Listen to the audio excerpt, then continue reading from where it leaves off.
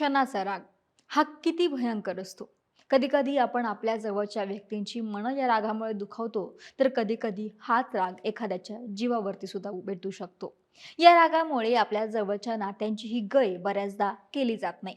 अशीच काहीशी घटना आता समोर आली आहे. अवघ्या 13 महिन्यांच्या निष्पाप मुलीची तिच्या सख्ख्या चुलत्यानं रागाच्या भरात गळा आवळून हत्या केली. एवढंच नाही, या रागाच्या भरातच बापासारख्या काकानंच त्या मुलीच्या शरीराचे 7 तुकडे केले आणि ते शेतामध्ये पुरले. अंगावरती थरकाप उडवणारी ही घटना धाराशिवच्या तुळजापूर तालुक्यातील गवळेवाडी या शिवारात घडली आहे. नेमकं काय घडलं पाहूयात व्हिडिओच्या माध्यमातून. नमस्कार, मी अक्षता आणि तुम्ही पाहताय सकाळ. गवळेवाडी येथील महादेव माने यांची 13 महिन्यांची मुलगी आराध्या ही 27 फेब्रुवारी रोजी पहाटे अचानक बेपत्ता झाली. तिचा शोध घेतला गेला. 13 महिन्यांची मुलगी कोणाकडे खेळायला म्हणून कोणीतरी घेऊन गेलं का, कोणाकडे ती खेळता खेळता गेली का, यासाठी आसपासच्या आणि ओळखीच्यांकडे सगळ्यांकडेच शोधाशोध केली, विचारपूस केली गेली. पण आराध्या कुठंच सापडत नव्हती. यानंतर दुसऱ्या दिवशी म्हणजेच 28 फेब्रुवारी रोजी हतबल झालेल्या वडील म्हणजेच महादेव माने यांनी तमालवाडी पोलीस ठाण्यामध्ये मुलगी बेपत्ता झाल्याची तक्रार नोंदवली. पोलिसांनी अपहरणाचा गुन्हाही दाखल करून तपासही सुरू केला. या तपासादरम्यान समोर आलं की मुलगी बेपत्ता झाली त्या दिवशी तिचा काका म्हणजेच शंकेश माने हा तिला घेऊन जाताना दिसला होता.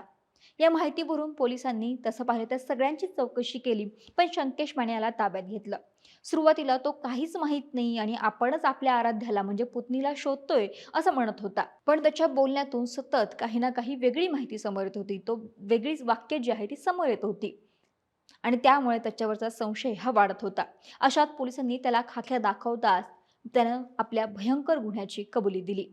आराध्याची आई एका पुरुषासोबत पळून गेली, ही मुलगी माझ्या भावाच्या रक्ताची नाही असा संशय त्याच्या मनामध्ये होता आणि या संशयातून, याच रागातून त्याने आराध्याचा जीव घेतला. 27 फेब्रुवारी रोजी पहाटे 4:30 ते 5च्या दरम्यान त्यानं आराध्याला शेतामध्ये नेलं. तिथं आधी तिचा गळा दाबून खून केला आणि त्यानंतर पुरावा नष्ट करायचा म्हणून रागाच्या भरात सत्तूरीने तिच्या शरीराचे 7 तुकडे केले. ते तुकडे एका पोत्यामध्ये भरून त्यांनी शेतामध्ये पुरून टाकले. यानंतर तो घरी परतला. इकडे आराध्याचे वडील आणि घरातील इतर लोक तिला शोधत होते. शंकेश सुद्धा काही झालंच नाही या आवेशामध्ये वावरत होता.